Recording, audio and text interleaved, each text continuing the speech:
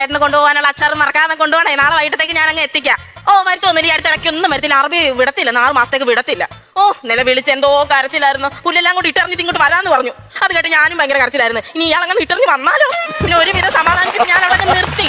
പിന്നെ നാട്ടിൽ വന്നു കഴിഞ്ഞ് ഞാൻ ഇപ്പൊ തന്നെ എന്നെ എല്ലാവരും എന്തോ വിളിക്കുന്നത് കേൾക്കാറുണ്ട്. ഭാര്യ അത് ഇല്ലാതായി കഴിഞ്ഞാൽ എനിക്ക് ജീവിതം ഉണ്ടോ? ഞാൻ കൊടുത്തു വിട്ടേക്കാം. നല്ല സീലിംഗ് ചെയ്താ കൊടുത്തു വിടുന്നത്, കൈയിട്ടാലും കിട്ടത്തില്ല കേട്ടോ. ശരി. അവൾ അറിയാതാ ഞാൻ വന്നേക്കുന്നത്. സർപ്രൈസ് കൊടുക്കാൻ ആരും വിട്ടല്ലേ. ആരായിരുന്നു? ചിങ്കട പെണ്ണ്.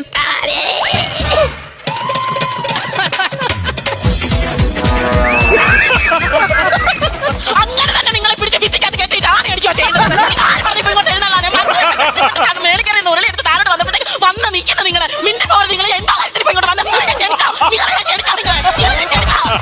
വന്ന് നിൽക്കുന്ന ചോദിക്കാതെ പറയുന്നത് പറയാമെന്ന് പറഞ്ഞു. നമ്മുടെ എന്റെ വീട്ടിലോട്ടല്ലേ ഞാൻ വന്നത്. സ്വന്തം